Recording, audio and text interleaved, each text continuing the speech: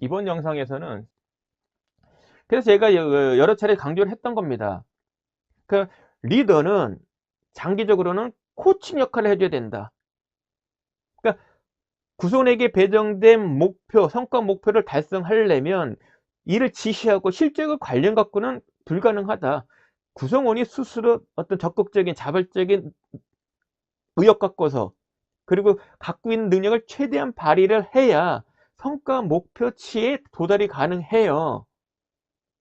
따라서 구성원이 능력이 넘치고 의욕이 넘치게 만든다면 리더 입장에서는 수월한 거죠.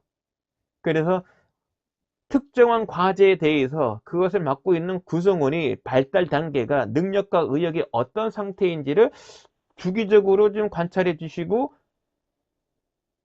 그리고 그 상황에 맞는 리더십을 발휘해 주시라. 이때 리더십은 부하 육성, 코칭 관점의 리더십이에요.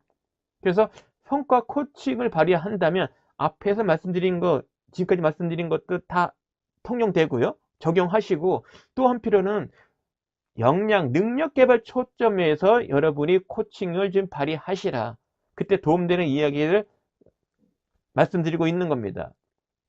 뭐 정리한다면은 능력은 없는데 의욕만 넘치는 경우, 주로 이제 신입사원들이죠. 이 경우는 믿고 맡기면 안 돼요. 지시형으로 하셔야 된다. 능력은 어느 정도 있는데 의욕이 낮아. 되게 대리급이에요. 일이 치이죠. 능력이 있는데 여러 개를 하다 보니까 어떤 일들을 할 때마다 의욕이 넘칠 수가 없어요, 사실은. 이 경우는 지도형. 지시와 차이점은 미절고절까지는 아니야. 다만 운동선수처럼 경기장에는 같이 간다. 다만 경기장 안에서 공을 차거나 하지는 않는다. 게임을 하지는 않는다.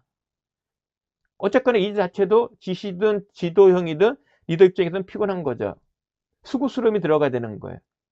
제일 좋은 거는 구성원이 능력과 의욕이 넘치는 거예요. 이 경우는 위임형이에요. 목표 합의하고 실행 방안에 대해서 합의해주고 그 일정대로 지켜보면 되는 거예요. 구성원 입장에서는 좋은 거죠. 사실 여기에 맞는 거는 차부장급이죠. 그런데 보니까 의욕이 왔다 갔다 하네? 그럴 경우는 위임을 할 수가 없죠. 위임을 거둬야죠. 언제까지? 의욕이 넘칠 때까지. 그럴 때는 지원형입니다. 개입을 하는 거죠. 일정 관리를 아예 위임할 수는 없다는 거예요. 어느 정도 개입을 한다. 근데 다시 능력 발휘도 되고 의욕도 유지가 되고 있다. 그러면 다시 위임. 일정에 대한 것도 합의된 만큼은 합의하고 그만큼은 준수하게 하는 거죠. 권한 위임이에요.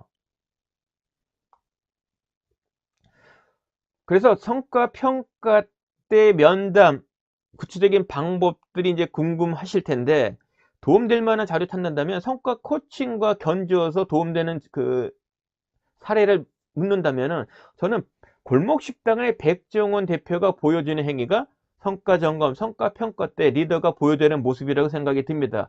물론 형식성에서 성과 점검, 면담할 때의 어떤 장소 여건은 아니에요. 주로 성과 코칭 행위할 때 그 구체적인 사례들입니다.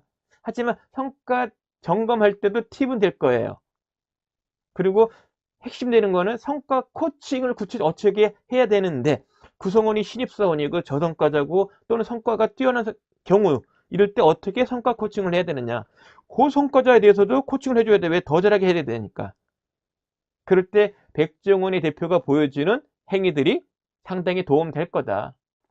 그래서 이번 영상의 주제도 바로 성과 코칭이란 관점에서 본 성과 점검과 성과 평가 그리고 피드백이었습니다. 고맙습니다.